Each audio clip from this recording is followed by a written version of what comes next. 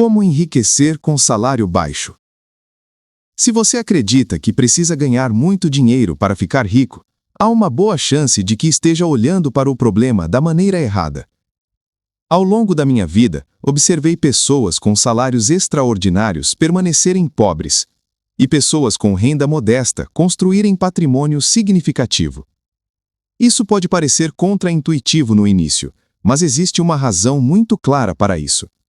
Riqueza não é apenas uma função de quanto você ganha. É principalmente uma função de como você pensa. E mais importante ainda, de como você se comporta ao longo do tempo. A maioria das pessoas foca na variável errada. Elas perguntam, como posso ganhar mais? Quando deveriam perguntar, como posso tomar decisões financeiras melhores por décadas? Porque riqueza raramente é construída em um momento. Ela é construída lentamente, de forma quase invisível. E isso é especialmente verdadeiro para pessoas com renda mais baixa. Na verdade, quando você tem um salário baixo, suas decisões se tornam ainda mais importantes, porque você tem menos margem para erro. Mas aqui está a parte interessante. Ter um salário baixo pode, paradoxalmente, ser uma vantagem, porque força você a desenvolver disciplina. E disciplina, no longo prazo, é mais poderosa do que renda alta sem controle. Neste episódio, vamos explorar como pessoas com renda limitada podem construir riqueza ao longo do tempo. Vamos falar sobre comportamento, sobre erros comuns, sobre decisões que parecem pequenas, mas que se acumulam, e principalmente sobre como pensar de forma diferente da maioria. Porque enriquecer com salário baixo não é sobre sorte, é sobre consistência, e sobre evitar erros que parecem inofensivos no presente, mas se tornam devastadores no futuro. Vamos começar com algo que poucas pessoas entendem corretamente. Parte 1. O problema não é o salário, é o comportamento.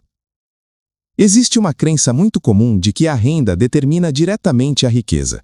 Mas isso não é verdade. Renda ajuda, mas comportamento determina o resultado. Eu vi pessoas que dobraram o salário e continuaram no mesmo lugar financeiramente.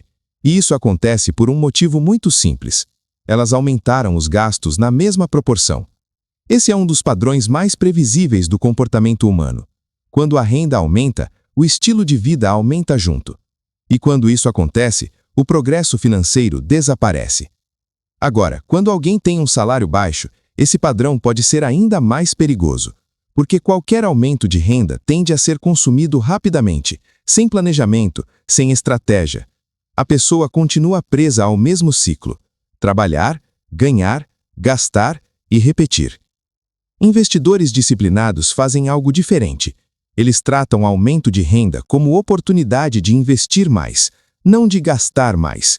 Isso cria um efeito cumulativo poderoso. Outro ponto importante é que comportamento financeiro raramente muda sozinho. Se alguém não desenvolve disciplina com um salário baixo, é muito improvável que desenvolva com um salário alto. Mais dinheiro não corrige maus hábitos, ele amplifica. Então, a primeira lição aqui é simples. Se você quer enriquecer com salário baixo, precisa desenvolver comportamento de investidor antes de ter dinheiro de investidor. Porque quando o dinheiro vier, o comportamento já estará pronto. E isso faz toda a diferença. Na próxima parte, vamos falar sobre algo ainda mais importante. Um conceito que praticamente define quem enriquece e quem não enriquece. E, curiosamente, ele não depende de quanto você ganha. Parte 2. A diferença entre consumir e acumular. Se você observar pessoas ao longo de décadas, vai perceber um padrão muito claro. Algumas pessoas vivem focadas em consumir. Outras vivem focadas em acumular. E essa diferença, no longo prazo, é tudo.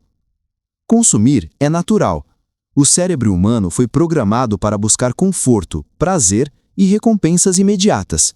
Então, quando alguém ganha dinheiro, a tendência natural é gastar, comprar algo melhor, melhorar o estilo de vida, recompensar o esforço. Nada disso parece errado isoladamente, mas existe um problema. Se você consome tudo o que ganha, não sobra nada para construir riqueza. Acumular exige um tipo diferente de comportamento. Exige adiar gratificação. Exige pensar no longo prazo. Exige tomar decisões que muitas vezes não são emocionalmente confortáveis, mas são racionalmente corretas. Agora, quando o salário é baixo, essa diferença se torna ainda mais crítica, porque a margem é menor. Cada decisão pesa mais, cada escolha tem impacto maior. Uma pessoa com salário baixo que aprende a acumular, mesmo que pouco, está desenvolvendo algo extremamente valioso: hábito. E hábito, ao longo do tempo, se transforma em resultado. Outra coisa importante: acumular não significa apenas guardar dinheiro, significa direcionar dinheiro para ativos, coisas que podem crescer, que podem gerar retorno, que podem trabalhar por você, mesmo que o valor seja pequeno no início. O importante é o comportamento, porque com o tempo os valores aumentam, mas o comportamento precisa existir primeiro. Na próxima parte, vamos falar sobre um erro silencioso que impede muitas pessoas de enriquecerem, mesmo quando começam a fazer tudo certo. E esse erro está relacionado ao tempo e à forma como as pessoas subestimam o seu poder. Parte 3. O tempo é mais importante do que o salário.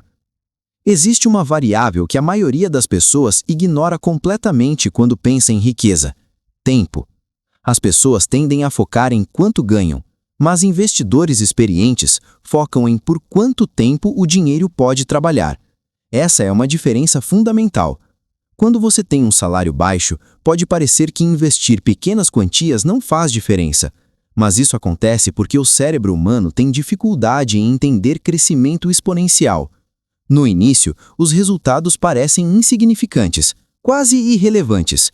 Você investe um pouco, o retorno é pequeno, nada impressionante acontece, e isso faz muitas pessoas desistirem. Elas concluem que não vale a pena. Mas isso é um erro de percepção, porque o crescimento real não acontece no início, ele acontece depois de muitos anos de consistência. Esse é o efeito dos juros compostos. No começo, o progresso é lento, depois acelera e eventualmente se torna significativo. Agora, aqui está algo importante. Quando alguém começa cedo, mesmo com pouco dinheiro, está comprando tempo. E tempo é o ativo mais valioso que existe em investimentos. Uma pessoa que investe pouco por 30 anos frequentemente termina em uma posição melhor do que alguém que investe muito por poucos anos. Mas isso exige algo difícil: paciência, disciplina, capacidade de continuar mesmo quando os resultados não são visíveis. Investidores bem-sucedidos entendem isso. Eles não esperam resultados rápidos, eles esperam resultados consistentes. E ao longo de décadas, isso faz toda a diferença. Na próxima parte, vamos falar sobre algo que impede muitas pessoas de continuar nesse caminho. Algo que não aparece em planilhas, mas que destrói resultados. Parte 4. As armadilhas psicológicas que destroem o progresso.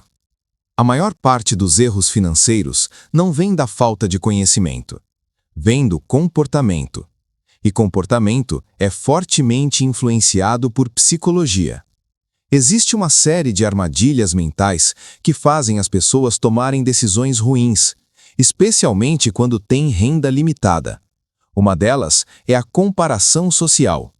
As pessoas olham ao redor, veem amigos comprando coisas, melhorando o estilo de vida e sentem que estão ficando para trás. Isso cria pressão, e essa pressão leva a decisões financeiras ruins. Outra armadilha é a busca por recompensas imediatas. Quando alguém trabalha muito e ganha pouco, existe um desejo natural de se recompensar. Eu mereço isso. Essa frase é extremamente comum e extremamente perigosa, porque transforma consumo em justificativa emocional. Outro problema é a inconsistência.